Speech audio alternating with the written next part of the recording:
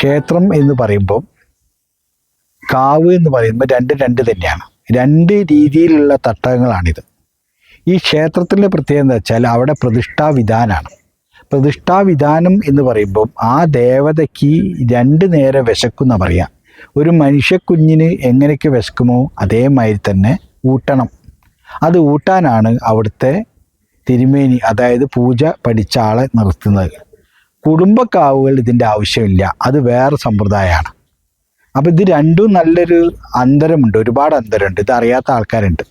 അപ്പോൾ ഈ കുടുംബക്ഷേത്രവും അല്ലെ കുടുംബക്കാവുകളും ക്ഷേത്രവും തമ്മിലുള്ള വ്യത്യാസം എന്താ വെച്ചാൽ, ഈ ക്ഷേത്രങ്ങളിൽ വർഷത്തിൽ പ്രതിഷ്ഠാ ദിനമാണ്. അവിടുത്തെ പ്രധാന ആള് തന്ത്രിയാണ്.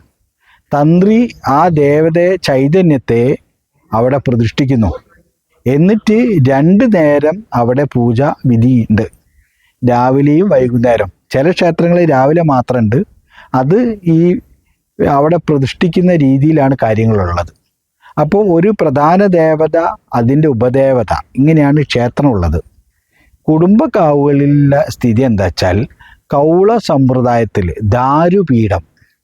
ദാരുപീഠത്തിലാണ് അവിടെ കുടിവെപ്പ് സമ്പ്രദായത്തിലാണ് വിൽക്കുന്നത്. അവിടെ ഇന്ന ദിവസം അല്ലെ ഇന്ന മാസം എന്നുള്ളൊരു കർമ്മമില്ല.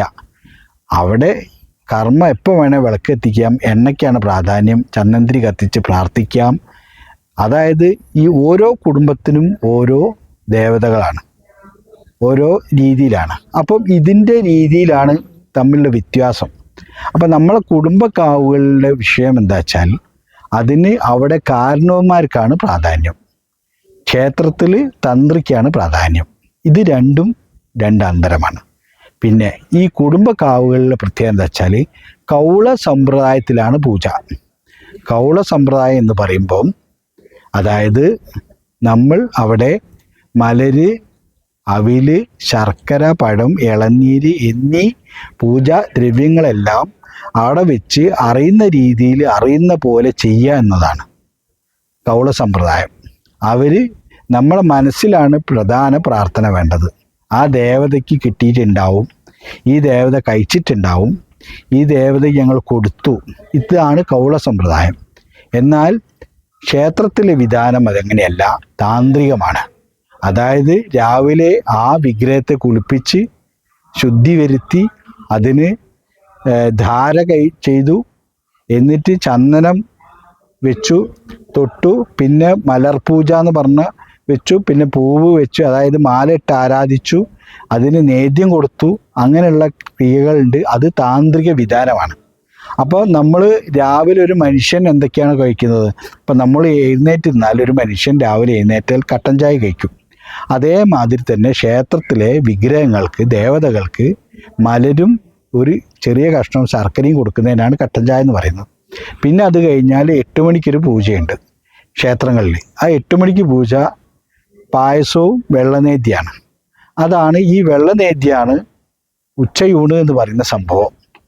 അപ്പോൾ രാവിലത്തെ ഫുഡ് കൊടുത്ത് ഉച്ചയ്ക്കുള്ള ഫുഡും കൂടി കൊടുത്ത് ഒരു 10-11 മണിയാകുമ്പോൾ ചില ക്ഷേത്രങ്ങളിൽ 11 മണി വരെ ഉണ്ടാവും, അവസാനിപ്പിക്കുകയാണ് ചെയ്യുക. പിന്നെ വീണ്ടും വൈകുന്നേരം 5 മണിക്ക് വീണ്ടും നട തുറന്ന് അതിൻ്റെ രീതിയിൽ പായസം കാര്യങ്ങളൊക്കെ ഉണ്ടാക്കി വീണ്ടും കർമ്മം ചെയ്യുന്നു. ഇങ്ങനെ അത് മുടക്കാൻ പാടില്ല എന്നതാണ് സംഭവം. നമ്മൾക്കറിയാം, കൊറോണ വന്ന അവസരത്തിൽ പല കുടുംബ ക്ഷേത്രങ്ങളിലും ഒരു കുഴപ്പമുണ്ടായത്, നമ്മൾ ഉത്സവം കഴിക്കാനോ അല്ലെങ്കിൽ പൂജ കഴിക്കാനോ ഒന്നും നിന്നിരുന്നില്ല. കാരണം അവിടെ പ്രശ്നമില്ല. നമ്മളെ കാരണവന്മാരോട്, നമ്മളെ ഗുരുകാരണവന്മാർ ആരാധിച്ചിരുന്ന ദേവതകളോട് നമ്മൾ പറയും, ഞങ്ങൾക്ക് ഈ വർഷം പറ്റില്ല, അല്ലെങ്കിൽ അടുത്ത വർഷം ചെയ്യാൻ പറ്റുള്ളൂ എന്ന് പറഞ്ഞാൽ അവർ കേൾക്കും. കാരണം അത് കുടിവെപ്പാണ്. കുടിവെപ്പിൻ്റെ പ്രത്യേകത എന്താ വെച്ചാൽ, ചെയ്തോളണം എന്നില്ല, പ്രാർത്ഥനയ്ക്കാണ് പ്രാധാന്യം. നമ്മളെ അവസ്ഥ അനുസരിച്ച് നിൽക്കും. ഇപ്പോൾ കുടുംബക്കാവുകളിലെ പ്രത്യേകത എന്താ വെച്ചാൽ, കുടുംബക്കാവുകളിൽ കൊണ്ട് നടക്കുന്ന ആൾക്കാർക്ക് ആർക്കെങ്കിലും മരിച്ച പൊല വന്നാൽ ആ കാവ് തുറക്കാറില്ല, 15 ദിവസത്തേക്ക് തുറക്കാറില്ല. അതിൻ്റെ ഒരു കാരണം ഇത് തന്നെയാണ് സംഭവം. നേരെ മറിച്ച് ക്ഷേത്രങ്ങളിൽ അങ്ങനെയല്ല. ക്ഷേത്രത്തിലെ പൂജാരിക്ക് ഇതേമാതിരി പൊലയോ വാലായ്മ വന്നാൽ മറ്റൊരു പൂജാരി വന്ന് അവിടെ പൂജിക്കും. കുടുംബക്കാവുകളിൽ ഒരു പൊലയോ വാലായ്മയോ വന്നാൽ അത് അടച്ചിടും. ഇത് രണ്ടും രണ്ട് വ്യവസ്ഥയാണ്. അപ്പോൾ ഈ കൊറോണ വന്ന അവസരത്തിൽ ഈ നാട്ടിൽ കേരളത്തിൽ തന്നെ ഒരു ക്ഷേത്രങ്ങളും അടച്ചിട്ടില്ല. കാരണം അടച്ചിടാൻ പാടില്ലാത്തതുകൊണ്ടാണ് അടച്ചിടാത്തത്. എല്ലാ ദേവസ്വം ബോർഡിൻ്റെ ആയാലും ദേവസ്വം ബോർഡിൻ്റെ അല്ലാത്ത ക്ഷേത്രങ്ങളെല്ലാം പൂജകൾ നടന്നുകൊണ്ടിരുന്നു എന്നാണ് പറയുന്നത്. രാവിലെയും വൈകുന്നേരം ഭക്തജനങ്ങൾ തൊഴുകാൻ പാടില്ല.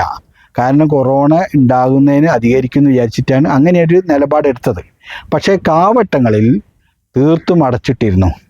പല സ്ഥലത്തും ഉത്സവം നടന്നിട്ടില്ല. ഇതിന് കാരണം ഇതാണ് കാരണം. അപ്പോൾ അത് രണ്ട് വിധാനമാണ്, രണ്ട് സമ്പ്രദായമാണ്, രണ്ട് രീതിയാണ്. ഇത് വലിയ കാര്യങ്ങളാണ്, മനസ്സിലാക്കേണ്ട കാര്യമാണ്. കാരണം ക്ഷേത്രത്തിൻ്റെ പ്രത്യേകത എന്ന് വെച്ചാൽ എനർജി ബേസ്, നമ്മളെ ദോഷങ്ങൾ മാറുന്നു.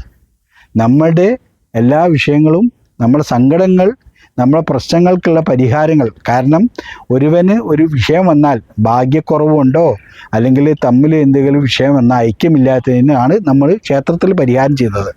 അതിനാണ് സംവാദ സൂക്ത പുഷ്പാഞ്ജലി, ഐക്യമത്യ പുഷ്പാഞ്ജലി, ഭാഗ്യസൂക്ത പുഷ്പാഞ്ജലി, അങ്ങനെ ഒരുപാട് വിശേഷങ്ങളുണ്ട് ഈ ക്ഷേത്രങ്ങളിൽ.